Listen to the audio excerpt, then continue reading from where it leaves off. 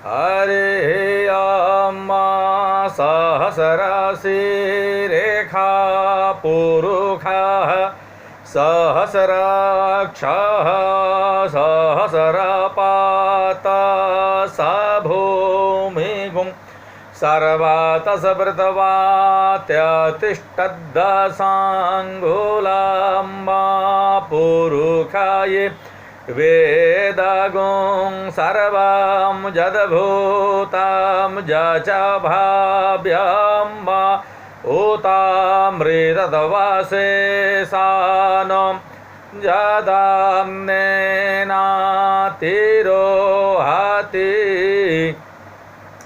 मैं सहायक professor doctor Dharmendra Tiwari, वेद विभाग जूथालाल संस्कृत महाविद्यालय मझवलिया, पश्चिमी चंपारण। मैं आज शास्त्रीय प्रतिष्ठा तृतीय वर्ष में पढ़ाई जाने वाली राजबली पांडे कृत हिंदू संस्कार के बारे में विचार विमर्श करने जा रहे हैं। आज का जो विषय वस्तु होगा वह निष्क्रमण संस्कार, इसका प्रादुर्भाव कैसे हुआ, इसके बारे में जानकारी कैसे हुई, इसके लिए उपयुक्त समय क्या है इस संस्कार को करने का, इत्यादि बातों पर हम लोग विचार विमर्श करेंगे। तो सबसे पहले हम लोग निष्क्रमण संस्कार के बारे में विचार करने जा रहे हैं। इसका प्रादुर्भाव कैसे हुआ। शिशु के उन्नतिशील जीवन के में प्रत्येक महत्वपूर्ण पग और परिवर्तन माता पिता तथा परिवार के लिए हर्ष और आनंद का अवसर था तथा वह अवसरोचित धार्मिक विधि विधानों के साथ मनाया जाता था। प्रसूति गृह में सीमित रहने की अवधि समाप्त हो जाने पर माता पिता उस छोटे से कमरे से बाहर आती है और पुनः पारिवारिक जीवन में भाग लेना आरंभ कर देती है माता। इसके साथ ही शिशु का संस्कार भी कुछ अधिक विस्तृत हो जाता था। अब वह घर के किसी भाग में ले जाया जा सकता था। माता पिता का परिवार के प्रौढ़ तथा वयोवृद्ध सदस्य उसे खिलाते और बच्चे उसके साथ खेलते। बालक के छोटे जिज्ञासु नेत्र घर के प्रत्येक सदस्य को एकाग्रतापूर्वक देखते और वह किसी भी वस्तु को अनदेखी न रहने देता। किंतु 1 या 2 मास में ही शिशु का विश्व बहुत छोटा प्रतीत होने लगता। उसकी जिज्ञासा तथा उसके विभिन्न अंगों की गतिविधि की तुष्टि के लिए अपेक्षाकृत व्यापक नेत्र या क्षेत्र अपेक्षित होता। अतः यह उपयुक्त समझा गया कि बाहरी संसार से शिशु को परिचित कराया जाए। वस्तुतः यह शिशु के जीवन में महत्वपूर्ण चरण था और माता पिता ने इस अवसर पर अपने हर्ष और आनंद के भाव को अभिव्यक्त प्रदान की। किंतु जीवन घर से बाहर प्राकृत तथा अप्राकृत संकटों से सुरक्षित न था। अतः शिशु की रक्षा के लिए देवताओं का अर्चन और उनकी सहायता प्राप्त करने का यत्न किया जाता था। अब जो है सो इसका इतिहास क्या है, निष्क्रमण संस्कार क्यों प्रारंभ किया गया, इसके बारे में हम लोग इसके इतिहास के बारे में हम लोग विचार करेंगे कि निष्क्रमण अथवा शिशु को विधि विधान पूर्वक घर से प्रथम बार बाहर लाने की प्रथा भले ही अत्यंत प्राचीन रही हो, किंतु हम वैदिक साहित्य में इसका कोई भी उल्लेख नहीं पाते हैं। यानी निष्क्रमण का मतलब घर से निकलना, बच्चा को सबसे पहले घर से निकलने का जो है उसी को निष्क्रमण कहते हैं। इस संस्कार के अवसर पर उच्चारण किया जाने वाला तच्चक्षुर्देवहितम मंत्र सामान्य प्रयोग वाला है और किसी भी स्थान पर सूर्य की ओर देखते समय इस मंत्र का व्यवहार किया जाता है। अतः प्रस्तुत संस्कार की दृष्टि से इसका कोई विशेष महत्व नहीं है। गृह सूत्रों में दी हुई विधि भी अत्यंत साधारण है। इसके अनुसार पिता बालक को बाहर ले जाता और तच्चक्षुर्देवहितम आदि मंत्रों के साथ उसे सूर्य का दर्शन कराता था पहली बार। परवर्ती स्मृतियों तथा निबंधों में आकर इसे संबद्ध प्रथाओं तथा कर्मकांड का विस्तार हुआ। अब इसके लिए निष्क्रमण संस्कार के लिए यानी घर से बाहर निकलने, बच्चा को निकालने के लिए जो संस्कार निष्क्रमण किया था उसके लिए उपयुक्त समय क्या था, कैसा समय, किस समय में करना चाहिए। निष्क्रमण संस्कार करने का समय जन्म के पश्चात 12वें दिन से चतुर्थ मास तक भिन्न भिन्न था। भविष्य पुराण तथा बृहस्पति स्मृति इस संस्कार के लिए 12वें दिन का विधान करते हैं। संभवतः यह तभी संभव या था जबकि यह नामकरण के साथ संपन्न किया जाता और शिशु सूत्र का गृह से बाहर लाया जाता था, किंतु गृह सूत्रों तथा स्मृतियों के अनुसार सामान्य नियम जन्म के पश्चात तीसरे या चौथे मास में संस्कार करने का था। जन्म में तृतीय और चतुर्थ मास में विकल्प का स्पष्टीकरण इस प्रकार किया जाता था। तृतीय मास में शिशु को सूर्य दर्शन कराना चाहिए तथा चतुर्थ मास में चंद्र दर्शन। शिशु को रात्रि में घर से बाहर लाने के लिए दीर्घतर काल अपेक्षित था। परवर्ती काल में जबकि यह संस्कार कुछ विलंब से किया जा सकता था, तो दोनों संस्कार परस्पर मिश्रित हो गए। यदि किसी प्रकार उपयुक्त अवधि में संस्कार संपन्न नहीं हो पाता था तो अश्वलायन के अनुसार वह अन्नप्राशन के साथ किया जाता था। ज्योतिष की दृष्टि से अनेक आपत्ति जनक तिथियां जबकि संस्कार स्थगित कर देना चाहिए। उपयुक्त विकल्प माता पिता को सुविधा, बालक के स्वास्थ्य परिस्थिति की अनुकूलता पर आधारित थे। संस्कर्ता गृह सूत्रों के अनुसार माता पिता इस संस्कार को संपन्न करते थे, किंतु पुराण और ज्योतिष विषय ग्रंथ इस विशेषाधिकार को अपेक्षाकृत व्यापक कर देते हैं। मुहूर्त संग्रह के मतानुसार इस संस्कार को संपन्न करने के लिए मामा को आमंत्रित करना वांछनीय था। इसका काउप निष्क्रमणे शास्ता मातुलो वायेछि शुभम। इसका कारण यह अपनी बहन के शिशु के लिए उसके हृदय से के स्नेहपूर्ण भाव ही थे। विष्णु धर्मोत्तर धात्री के द्वारा शिशु के बाहर जाने का विधान करता है। इस प्रथा का उदय संभवतः उस समय हुआ जब पर्दा प्रथा के कारण प्रतिष्ठित परिवार की स्त्रियां घर के बाहर नहीं निकलती थीं, किंतु व्यवहार में यह प्रतिबंध केवल धनी परिवारों तक ही सीमित था। ये प्रथाएं अवैदिक और अलौकिक हैं। जब संस्कारों को यह गृह यज्ञ माना जाता था उस समय केवल पिता ही इसे समुचित रूप से संपन्न करता था, किंतु स्थिति में परिवर्तन होने पर संस्कार को संपन्न करने का अधिकार उससे इतर व्यक्तियों को भी प्राप्त हो गया। विधि विधान तथा इसका महत्व क्या है, निष्क्रमण, इस पर हम लोग विचार करेंगे। संस्कार के लिए नियत दिन माता बरामदे या आंगन के ऐसे वर्गाकार भाग को जहाँ से सूर्य दिखाई देता है गोबर और मिट्टी से लिपती, उस समय स्वस्तिक का चिन्ह बनाती तथा धान्य कणों को विकीर्ण करती। सूत्रकाल में पिता के द्वारा शिशु को सूर्य दर्शन कराने के साथ संस्कार समाप्त हो जाता था, किंतु परवर्ती रचनाओं से अधिक विस्तृत विधि विधानों का ज्ञान होता है। भली भांति अलंकृत कर बालक कुल देवता के समक्ष लाया जाता था। वाद्य संगीत के साथ देवता की पूजा की जाती थी।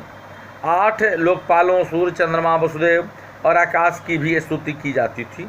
ब्राह्मणों को भोजन दिया जाता था और शुभ सूचक श्लोकों का उच्चारण किया जाता था। शंखध्वनि तथा वैदिक मंत्रों के उच्चारण के साथ शिशु बाहर लाया जाता था। बाहर लाते समय पिता शकुंत सूक्त अथवा निम्नलिखित श्लोक का उच्चारण करता था। यह शिशु अप्रमत्त हो या अप्रमत्त, दिन हो या रात्रि, इंद्र के नेतृत्व में शक्र पुरोगमः, सब देवता इसकी रक्षा करें। तब शिशु की देवालय में लाया जाता था, जहाँ धूप, पुष्प, माला आदि से देवताओं की पूजा की जाती थी। शिशु देवताओं को प्रणाम करता और ब्राह्मण उसे आशीर्वाद देते थे। इसके पश्चात शिशु को मंदिर के बाहर लाकर मामा की गोद में दे दिया जाता था, जो उसे घर लाता था। अंत में बालक को खिलौने आदि उपहार और आशीष दिए जाते थे। बृहस्पति से कुछ भिन्न विधि प्रस्तुत करते हैं। उनके अनुसार यथावत अलंकृत कर शिशु पिता के द्वारा किसी वाहन पर अथवा स्वयं मामा के द्वारा बाहर लाया जाना चाहिए। वाद्य ध्वनि के बीच मित्र तथा संबंधी भी शिशु के साथ रहते थे। तब शिशु को गोबर और मिट्टी से लिपे हुए पवित्र स्थान पर रखा जाता था, जिस पर धान के दाने बिखरे रहते थे। रक्षा विधि संपन्न करने के पश्चात पिता त्र्यंबकम जजामहे सुगंधिम पुष्टिवर्धनम वा उर्वा रुक्मेवधानमृतोर्मुक्षीयमामृतात् आदि मृत संजीवनी मंत्र का जप करता था। अंत में शिव और गणेश का पूजन किया जाता था और बालक को फल तथा अन्य खाद्य पदार्थ दिए जाते थे। संपूर्ण संस्कार का महत्व शिशु की दैहिक आवश्यकता और उसके मन पर सृष्टि की असीमित महत्ता के अंकन में निहित है। संस्कार का व्यावहारिक अर्थ केवल यही है कि एक निश्चित समय के पश्चात बालक को घर से बाहर उन्मुक्त वायु में लाना चाहिए। यह अभ्यास निरंतर प्रचलित रहना चाहिए। प्रस्तुत, क्योंकि बाहरी हवा लगेगा, वातावरण का हवा लगेगा और प्रकृति की गोद में रहने से बालक जो है स्वस्थ रहेगा, उसका दिमाग बढ़ेगा। तो प्रस्तुत संस्कार शिशु के उदीयमान मन पर भी अंकित करता था कि विश्वेश्वर की अपरिमित सृष्टि और उसका आदरपूर्वक विधान करना चाहिए। अब हम लोग इस हिंदू संस्कार के चौथा परिच्छेद जो है अन्नप्राशन पर विचार विमर्श करेंगे कि भाई इसका प्रादुर्भाव कैसे हुआ, कब से हुआ, इसका इतिहास क्या है और संस्कार का समुचित समय, अन्नप्राशन संस्कार का समुचित समय क्या है, इस पर हम लोग विचार करेंगे। ठोस भोजन या अन्न खिलाना शिशु के जीवन में एक अन्य महत्वपूर्ण सोपान था। अब तक अपने भोजन के लिए वह केवल माता के स्तन्य माने दूध पर ही आश्रित था, किंतु 6 या 7 मास के पश्चात उसका शरीर विकसित हो जाता और उसके लिए अधिक मात्रा में भिन्न प्रकार का भोजन अपेक्षित होता, जबकि दूसरी ओर माता के दूध की मात्रा घट जाती थी। अतः शिशु और माता दोनों के हित को देखते हुए यह आवश्यक समझा गया कि शिशु को माता के स्तन से पृथक कर दिया जाए और माता के दूध के स्थान पर शिशु के लिए किसी अन्य खाद्य पदार्थ की व्यवस्था की जाए। इस प्रकार यह संस्कार शिशु की शारीरिक आवश्यकता की पूर्ति से संबद्ध था। सुश्रुत भी 6 मास से बालक को माता के स्तन से पृथक यानी अलग करने का विधान तथा उसके पथ्य भोजन के प्रकारों का वर्णन किया है। परवर्ती काल में आकर ही शिशु को पहली बार भोजन कराने की प्रथा को धार्मिक रूप प्रदान किया गया। भोजन एक जीवन प्रदत्त तत्व था। लोगों ने सोचा कि इसमें कोई न कोई रहस्यमयी शक्ति अवश्य है जो मनुष्य को जीवन प्रदान करती है। अतः देवताओं की सहायता से शिशु के उस स्रोत को प्रविष्ट कराना अनिवार्य था। अब हम लोग अन्नप्राशन संस्कार के इतिहास के बारे में जानकारी प्राप्त करेंगे कि भाई ये कब से प्रारंभ हुआ, कैसे प्रारंभ हुआ, शास्त्रों का क्या मत है, इत्यादि विषयों पर हम लोग बातचीत करेंगे। तो विधि पूर्वक शिशु को प्रथम भोजन कराने की इससे मिलती जुलती प्रथा का पारसियों में प्रचलन आया कि यह एक सामान्य भारत ईरानी संस्कार था और इसका प्रादुर्भाव उस युग में हुआ जब वे एक साथ रहते थे। भोजन की स्तुतियाँ वेदों और उपनिषदों में प्राप्त होती हैं, किंतु वे साधारण भोजन के समय गाई जाती थी अथवा प्रथम भोजन के अवसर पर। यह संदिग्ध है, प्रतीत होता है कि अन्नप्राशन संस्कार को उसका कर्मकांडीय आवरण सूत्र काल में प्राप्त हुआ। सूत्रों में संस्कार के काल, भोजन के प्रकार तथा उच्चारण किए जाने वाले मंत्रों का विधान किया गया है। उत्तरकालीन स्मृतियाँ और पुराण तथा निबंध उक्त नियमों में कतिपय परिवर्तन कर देते हैं, जबकि पद्धतियाँ उसी कर्मकांड का अनुसरण करती हैं। संस्कार का समय, तो गृह सूत्रों में अन्नप्राशन संस्कार के बारे में कहा गया है कि संस्कार शिशु के जन्म के पश्चात 6ठे मास में किया जाता था। मनु और याज्ञवल्क्य आदि प्राचीन स्मृतियों का भी यही मत है, किंतु लौगाक्षी संस्कार की गणितीय गणना के आधार पर निश्चित काल में या से सहमत नहीं है तथा वह व्यक्तिगत परीक्षा निर्धारित करते हैं। उनके अनुसार पाचन शक्ति के विकसित हो जाने पर अथवा दांतों के निकलने पर अन्नप्राशन संस्कार करना चाहिए। दांत शिशु में ठोस अन्न ग्रहण करने की क्षमता के विकसित होने के प्रत्यक्ष चिन्ह थे। 4 मास के पूर्व अन्न देना कठोरतापूर्वक निषिद्ध था। दुर्बल शिशु के लिए यह अवधि बढ़ाई जा सकती थी। अन्नप्राशन संस्कार जन्म के 6ठे और सौर मास में अथवा स्थगित होने पर 8वें, 9वें अथवा 10वें में करना चाहिए, किंतु कतिपय पंडितों के मतानुसार यह 12वें मास में अथवा 1 वर्ष संपूर्ण होने पर भी किया जाता था। अंतिम सीमा 1 वर्ष थी, जिसके आगे संस्कार यानी जन्म तो मास षष्ठे यवा सौरेणोत्तमन्नदन्नम तदभावे अष्टमे मासे 9वें 10वें पिवा स्थगित नहीं हो सकता था, क्योंकि इसका और भी अधिक स्थगन माता के स्वास्थ्य और शिशु की पाचन शक्ति के विकास के लिए हानिकर होता है। बालकों के लिए सम तथा बालिकाओं के लिए विषम मास विहित थे। लिंग पर आधारित यह भेद इस भाव का सूचक है कि संस्कारों में विभिन्न लिंगों के लिए किसी न किसी प्रकार का अंतर होना अनिवार्य है।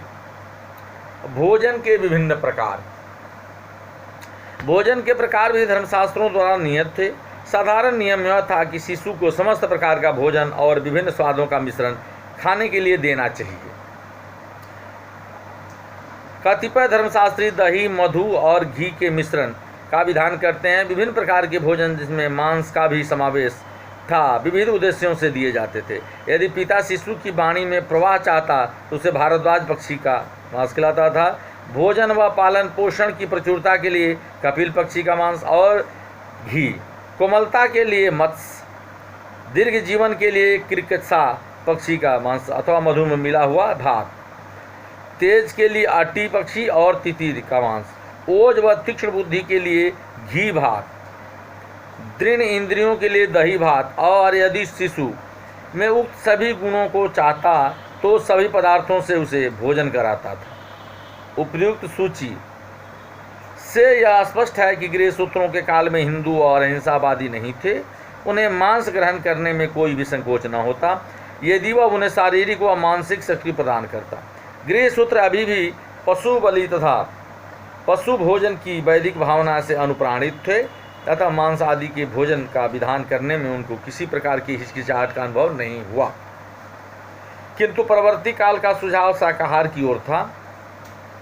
इसका कारण था अहिंसावादी मत का प्रसार, जिसने हिंदुओं के भोजन को बहुत दूर तक प्रभावित किया। किंतु दही, घी, दूध आदि पशुओं से उत्पन्न पदार्थ अभी भी समाज में प्रचलित रहे और शिशु के भोजन के लिए श्रेष्ठतम पदार्थ माने जाते रहे। मार्कंडेय पुराण शिशु को मधु और घी के साथ खीर खिलाने का विधान करता है। अंत में शिशु को दूध और भात खिलाने का चलन अत्यंत लोकप्रिय और प्रचलित हो गया। किंतु कर्मकांड साहित्य अभी भी मांस भोजन का आग्रह करता है। अनेक पद्धतियों में गृह सूत्रों में दिए हुए विधानों का समावेश इसका कारण है कि यद्यपि हिंदुओं के उच्चतर धर्म में पशु भोजन निषिद्ध है और पशु जीवन के लिए उनमें साधारण आदर भाव है, किंतु निम्नतर प्रथाएं इस प्रकार विशेष ध्यान नहीं देती। भोजन किसी प्रकार का क्यों न हो, यह बात सदा ध्यान में रखी जाती थी कि भोजन लघु तथा शिशु के लिए स्वास्थ्यवर्धक हो। सुश्रुत कहता है कि षष्ठ मास में शिशु को लघु और हितकर अन्न खिलाना चाहिए। अब हम लोग अन्नप्राशन संस्कार में कर्मकांड तथा अन्नप्राशन संस्कार के महत्व पर विचार विमर्श करेंगे। अन्नप्राशन संस्कार के दिन सर्वप्रथम जगीय भोजन के पदार्थ अवसरोचित वैदिक मंत्रों के साथ स्वच्छ किए और पकाए जाते थे। भोजन तैयार हो जाने पर वाग देवता को इन शब्दों के साथ एक आहुति जाती थी। देवताओं ने वाग देवी को उत्पन्न किया, उसे बहुसंज्ञक पशु बोलते हैं। यह मधुर ध्वनि वाली अति प्रशंसित वाणी हमारे पास आवे। स्वाहा द्वितीय आहुति ऊर्ज को दी जाती थी। आज हम ऊर्ज प्राप्त करें। उपयुक्त यज्ञों की समाप्ति पर पिता निम्नलिखित शब्दों के साथ 4 आहुतियाँ और देता था। मैं उत्प्राण द्वारा भोजन का उपभोग कर सकूं, स्वाहा। निम्न वायु द्वारा भी भोजन का उपभोग कर सकूं, स्वाहा। अपने नेत्रों द्वारा मैं दृश्य पदार्थों का आनंद ले सकूं, स्वाहा। अपने श्रवणों के द्वारा मैं जस का उपभोग कर सकूं, स्वाहा। यहाँ भोजन शब्द का प्रयोग व्यापक अर्थ में हुआ है। शिशु की समस्त इंद्रियों की संतुष्टि के लिए प्रार्थना की जाती थी, जिससे वह सुखी व संतुष्ट जीवन व्यतीत कर सके। किंतु एक बात ध्यान में रखी जाती थी, संतुष्टि व तृप्ति की खोज में स्वास्थ्य और नैतिकता के नियमों का उल्लंघन नहीं करना चाहिए, क्योंकि इससे मनुष्य के जस का क्षय हो जाता है। अंत में पिता बालक को खिलाने के लिए सभी प्रकार के भोजन तथा स्वाद को पृथक पृथक रखता था और मौन पूर्वक अथवा हंत इस शब्द के साथ शिशु को भोजन कराता था। ब्राह्मण भोजन के साथ संस्कार समाप्त होता था। अन्नप्राशन संस्कार का महत्व, शिशु को उचित समय पर अपने माता के स्तन से पृथक कर दिए जाते थे। वे माता पिता की शिक्षा पर नहीं छोड़ दिए जाते थे। इस प्रकार अन्नप्राशन संस्कार के बारे में हम लोग विचार विमर्श किए। अब हम लोग हिंदू संस्कार के चूड़ाकरण संस्कार के बारे में विचार विमर्श करेंगे कि चूड़ाकरण संस्कार का प्रादुर्भाव कैसे हुआ, इसके चूड़ाकरण संस्कार का प्रयोजन क्या था, इसका महत्व क्या था, इसका इतिहास क्या है और कब से इसको प्रारंभ किया गया। इन सारी चीज़ों पर हम लोग विचार विमर्श करेंगे। तो सभ्यता की प्रगति में दीर्घकाल के पश्चात ही मनुष्य स्वास्थ्य और सौंदर्य के लिए छोटे केस रखने की आवश्यकता का अनुभव कर सका।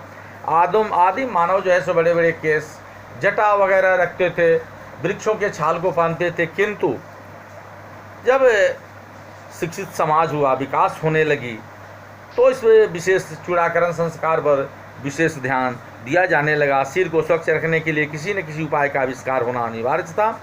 केश छेदन का यही प्रयोजन था, किंतु नवीन तथा लाभप्रद होने के कारण व्यक्ति के जीवन में एक महत्वपूर्ण घटना समझी जाने लगी।